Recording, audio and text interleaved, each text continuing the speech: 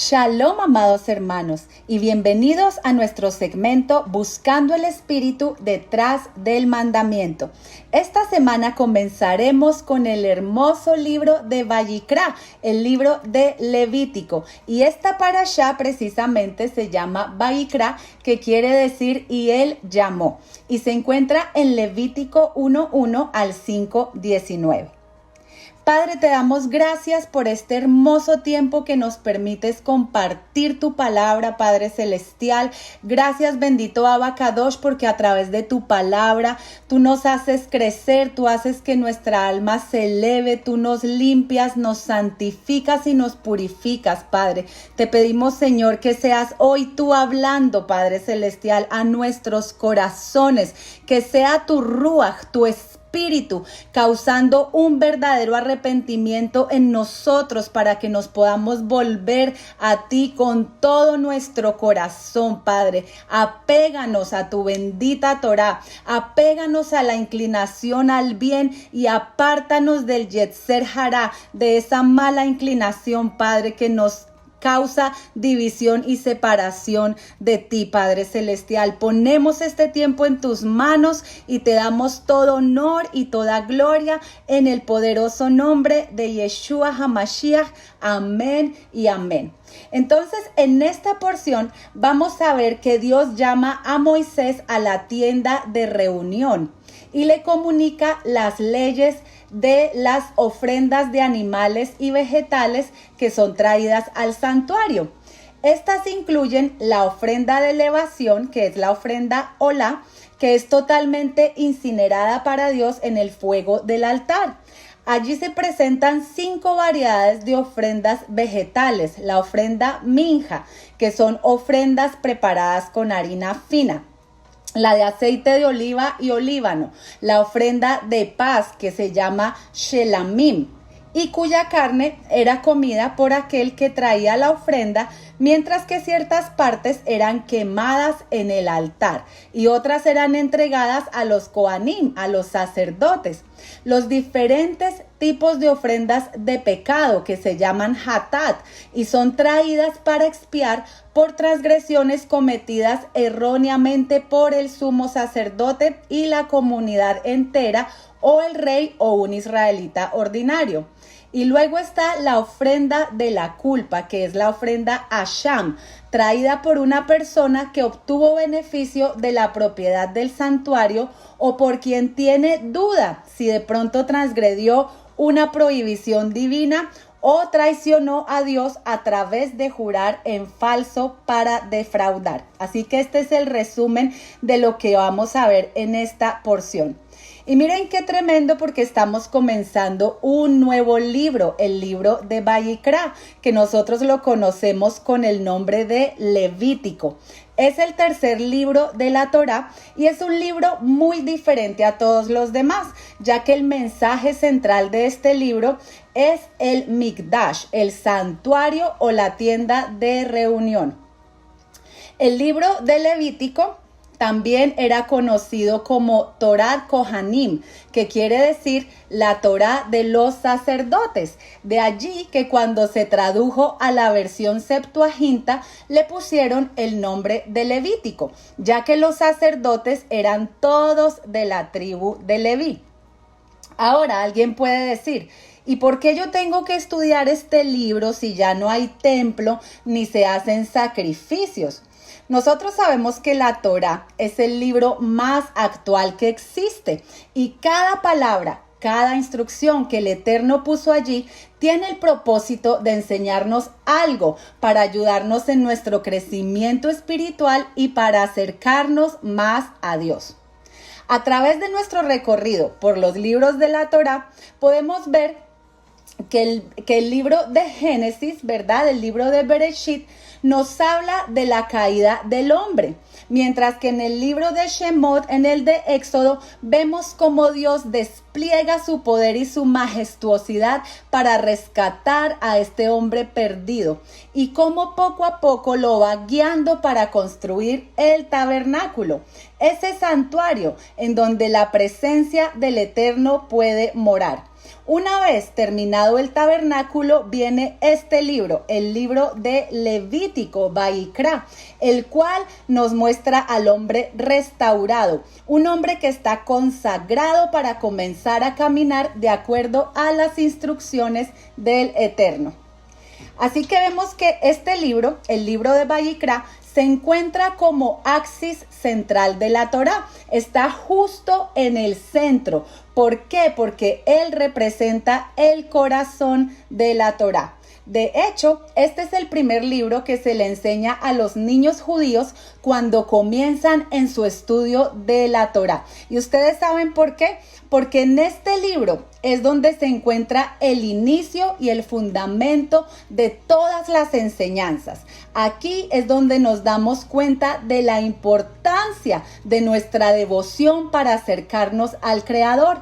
Por esta razón, en este libro se nos enseñan los requisitos para estar en comunión con Dios. Aquí aprendemos que hay una base y un fundamento para mantener esa comunión, que no es como a nosotros nos parezca, que no es con nuestras propias reglas, no. En este libro de Vayikra aprenderemos esos fundamentos para acercarnos a Dios de la manera correcta. ¿Y ustedes saben cuál es la manera correcta? La manera como Él lo estableció. Entonces, en el libro de Levítico vamos a encontrar todos los detalles del sistema de sacrificios.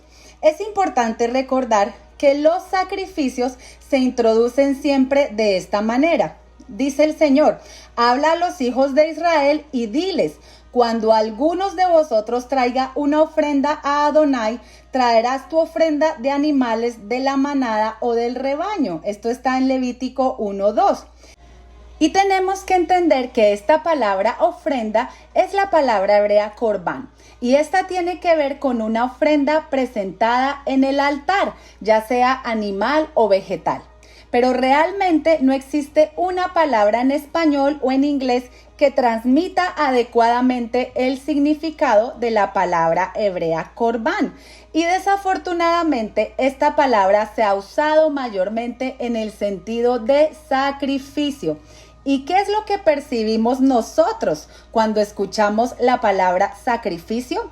Que es algo que tiene que ver con destrucción, con aniquilación y con pérdida, pero realmente ese no es el concepto de la palabra hebrea corbán. El concepto de corbán se encuentra únicamente en el contexto de la relación del hombre con Dios, porque la palabra corbán viene de la raíz hebrea karaf, que significa acercarse, llegar a una relación cercana con alguien, y en este caso con el Eterno, ¿verdad?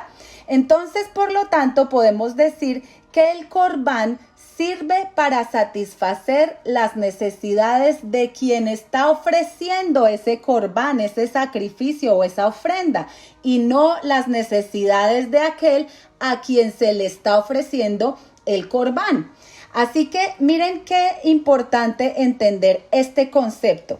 El propósito del corbán es buscar la cercanía con Dios, es tener una relación más cercana y más profunda con Él.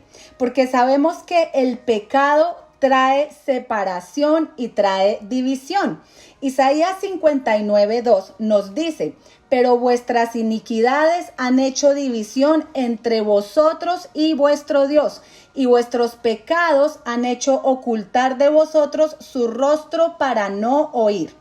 Entonces es muy importante entender que la esencia misma de un corbán es remover esa separación y llevarnos nuevamente hacia Él, acercarnos al Eterno. Como dice el salmista en el Salmo 73:28, porque he aquí los que se alejan de ti perecerán. Tú destruirás a todo aquel que de ti se aparta. Pero en cuanto a mí, el acercarme a Dios es el bien. He puesto en el Eterno, en el Señor, mi esperanza para contar todas tus obras. Miren qué maravilloso es nuestro Padre Celestial, que nos da estas herramientas para que reconozcamos nuestros errores, para que nos arrepintamos de corazón y nos podamos acercar nuevamente a Él. Mientras que algo muy diferente es la ofrenda que ofrecen los idólatras. Sabemos que en el mundo idólatra esos sacrificios obedecen a otros parámetros que tienen que ver usualmente con la conquista de la voluntad de la deidad.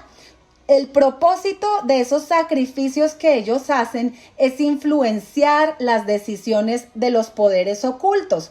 Aquí se usan los sacrificios como un soborno que debe servir para alterar la decisión de esa deidad. Pero en el sistema de sacrificios que se nos muestra en el libro de Vayikra, el libro de Levítico, se plantea la hipótesis de que no existe una persona que sea perfecta, porque allí vemos que incluso el Cohen Gadol, el sumo sacerdote, tiene que pedir perdón por sus errores. Aún Moisés, siendo el profeta más elevado de la Biblia, no pudo entrar en la tierra prometida porque en algún momento desobedeció una instrucción del Eterno. Ahora, esto no quiere decir que nos relajemos y digamos, pero si Moisés se equivocó y el sumo sacerdote también se equivocó, entonces ¿para qué me esfuerzo? Pero debemos esforzarnos. ¿Saben por qué? Porque nosotros estamos en un mejor pacto, ya que a diferencia del sumo sacerdote de aquel tiempo, tenemos a uno que fue tentado en todo, pero nunca pecó. Miren lo que nos dice Hebreos 4:14. Por tanto, teniendo un gran sumo sacerdote que traspasó los cielos, Yeshua, el Hijo de Dios, retengamos nuestra profesión, porque no tenemos un sumo sacerdote que no pueda compadecerse de nuestras debilidades, sino uno que fue tentado en todo según nuestra semejanza, pero sin pecado. Acerquémonos, pues, confiadamente al trono de la gracia para alcanzar misericordia y hallar gracia para el oportuno socorro. Y Hebreos 2 también nos dice que es necesario que con más diligencia atendamos a las cosas que hemos oído, no sea que nos deslicemos. Porque si la palabra dicha por medio de los ángeles fue firme y toda transgresión y desobediencia recibió justa retribución, ¿cómo escaparemos nosotros si descuidamos una salvación tan grande? O sea que ahora sobre nosotros hay un peso mayor, una responsabilidad mayor, porque ahora tenemos a ese sumo sacerdote que fue perfecto en todo y él fue el que pagó ese sacrificio por nosotros.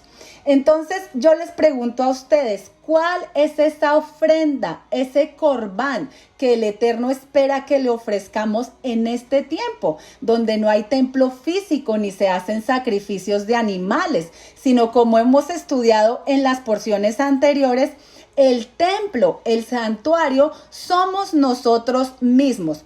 Miren qué interesante lo que leí en el libro del rabino Yitzhak Shapira, en su libro Las Buenas Nuevas del COVID-19. Él dice que la palabra hebrea para santuario es la palabra mikdash, ¿verdad? Esa palabra mikdash se escribe con una mem, una kuf, una dalet y una shin. Y esta palabra se compone de dos partes muy importantes, que son la palabra kadosh, que quiere decir santo o apartado, y la letra mem, que es la letra de el Mesías.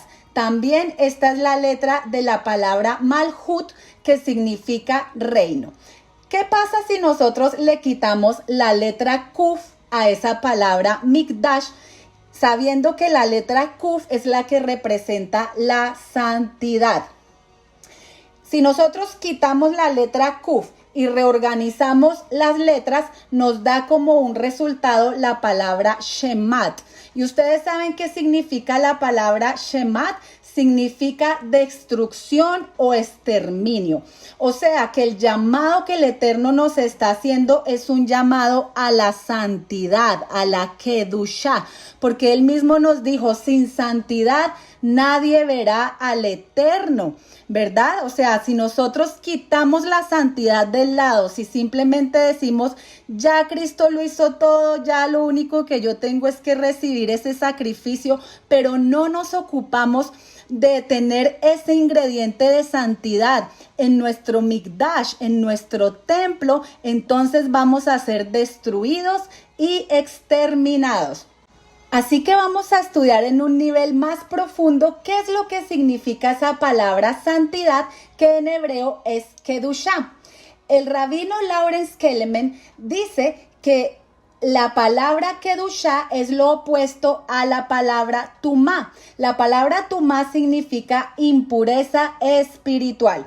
Y aunque esto no nos aclara las cosas, podemos ver un comentario de Rashi, el comentarista más importante de la Torá, quien nos ofrece una pista extremadamente útil para definir estos dos términos, lo que es la palabra Kedushá, santidad, y la palabra Tumá, que significa impureza espiritual.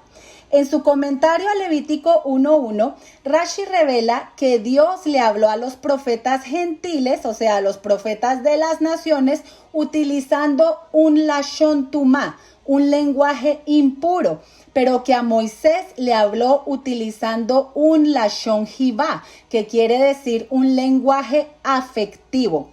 Tanto jivá, que quiere decir afecto, como kedushá son lo opuesto a tumá, a impureza. Entonces, ¿qué nos quiere decir esto? Que afecto y kedushá están relacionados. Kedushá es una forma de cercanía o de intimidad, que es precisamente lo que vimos que significa la palabra corbán. La palabra corbán es cómo acercarnos a Dios. Así que podemos decir que tanto jivá, que es afecto, y corbán, que es ofrenda o sacrificio, están relacionados con la palabra kedushá, que es santidad. De acuerdo a Ramjal, Kedushá es un estado en el que no hay distracciones, no hay divisiones, es una experiencia en la que dos seres se unen a tal nivel que todo lo demás es irrelevante. Es el estado que nos describió el rey David en el Salmo 63:9, que dice, mi alma está aferrada a ti. Entonces, si Kedushá es intimidad y Tumá es su opuesto, quiere decir que Tumá significa distancia y desconexión.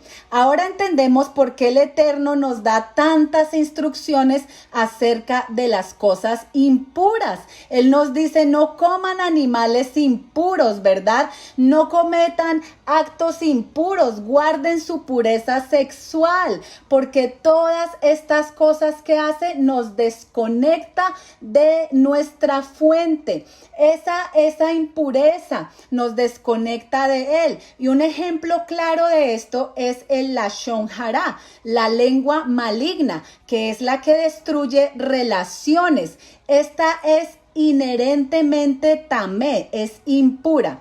En un comentario mucho más profundo, el rabí Menahem Recanati observó que Kedushá es la preservación de la unidad de los mundos y Tumá representa a ese buscapleitos que separa a los hermanos.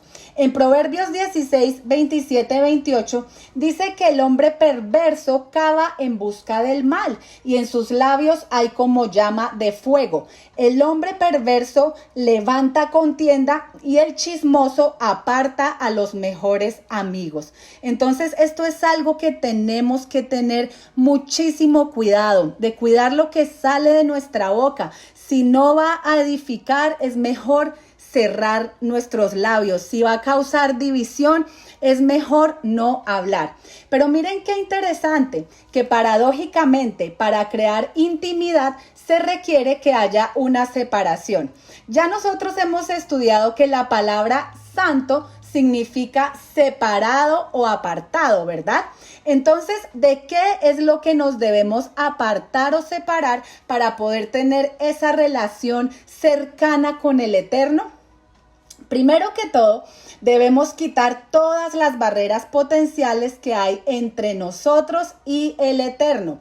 En Levítico 20:26, Dios nos dice, sean mis kedoshim, sean santos como yo soy santo. Entonces vemos aquí que el primer paso hacia la santidad, hacia la kedushá personal, es separarnos de las indulgencias físicas que distraen nuestra atención de Dios. Y esto es un acto consciente y voluntario que debemos hacer cada uno de nosotros. Nadie nos puede obligar. Y también debemos entender que en estas ofrendas, en estas corbán, está involucrado el fuego, porque estas son presentadas en el altar. Y ustedes saben cuál es la parte de nuestro altar, ese órgano que está representado en el altar es nuestro corazón. Y esto nos quiere decir que nuestras ofrendas, todos nuestros actos, ya sean oraciones, alabanzas, cuando estudiamos, todos los actos que hacemos de pronto para restringirnos, para no pecar contra el Eterno, deben tener ese fuego que sale de un alma apasionada por el Eterno. Es decir, tiene que salir de lo profundo de nuestro corazón. Y miren qué interesante que la palabra hebrea para corazón es la palabra lev. Y la raíz de la palabra hebrea para fuego es la palabra lavá. Así que fuego y corazón tienen la misma raíz. Miren qué hermoso lo que nos explica el Ramjal acerca de la kedushá. Él dice que la kedushá parece ser un proceso de 2 etapas. En el comienzo es trabajo, ¿verdad? Porque es algo que nos cuesta, es algo que no tenemos que rendirlo y nos cuesta, pero al final esto trae una recompensa. En el comienzo es esfuerzo, pero al final es un regalo. Comienza con uno mismo, santificándose a sí mismo, tomando esa decisión, ¿verdad? Pero termina con uno siendo santificado por el Eterno. Miren qué hermoso esto. Así que cuando nosotros removemos activamente todas esas distracciones, ¿qué es lo que estamos haciendo? Estamos creando un espacio para la intimidad real en nuestras vidas. Lo único que podemos hacer nosotros es preparar el terreno. Las demás cosas las hace Dios. Él es el que al ver la sinceridad y la pasión de nuestro corazón provocará esa kedushá, esa cercanía que tanto anhelamos, ya sea entre Él y nosotros o en nuestras relaciones con otros seres humanos o también entre nuestro cuerpo y nuestra alma, porque todos tenemos que llegar a esa unidad perfecta, a ese ejad.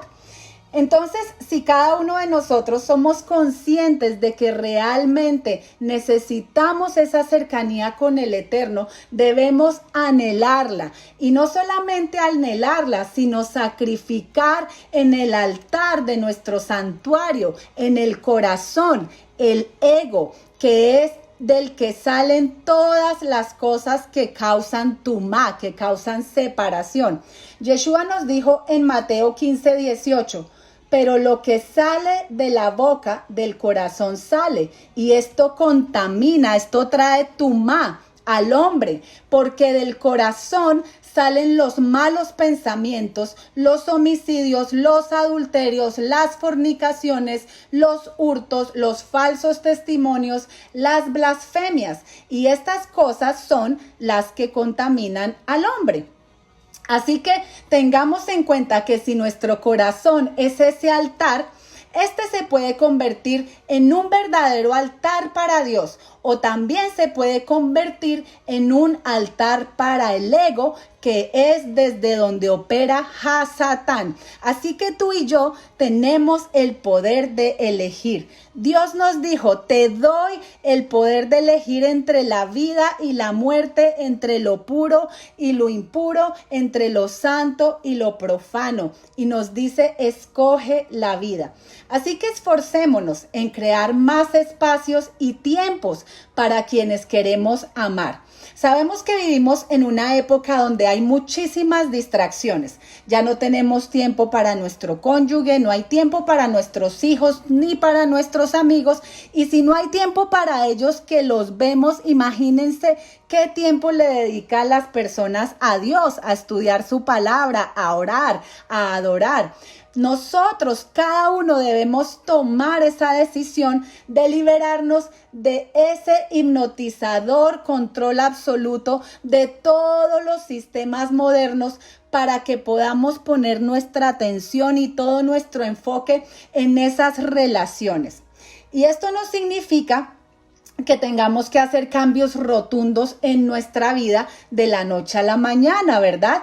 Porque sabemos que el progreso espiritual solamente se logra a través de pequeños pero consistentes pasos hacia adelante, de que sigamos perseverando, que no desmayemos, que si hoy te caíste, mañana vuelves y te levantas, que si de pronto en este momento tú te sientes que has caído en un estado de tibieza, de apatía espiritual, pero si hoy tú tomas la decisión de vivir en esa kedushá, en esa santidad, en esa cercanía, y tú haces tu parte, el Eterno se encargará de encender ese fuego en tu altar, en ese corazón. Y allí es cuando te conviertes en lo que decía Pablo, un sacrificio vivo y agradable para Él.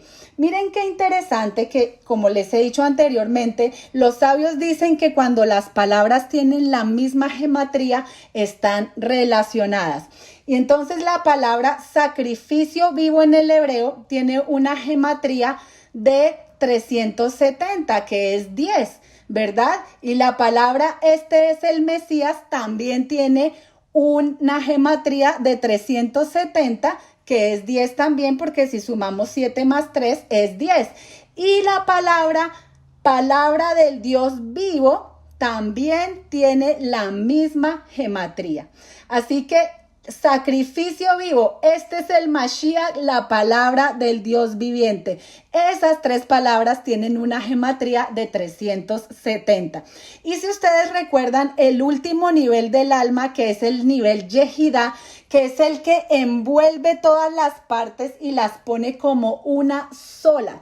Y esto quiere decir, cuando nosotros nos anulamos a nosotros mismos, es allí cuando nos volvemos uno con Dios. Y a eso es lo que tenemos que llegar cada uno de nosotros. Y ustedes saben por qué, porque hay una promesa demasiado hermosa que se encuentra precisamente en la Haftará de esta porción.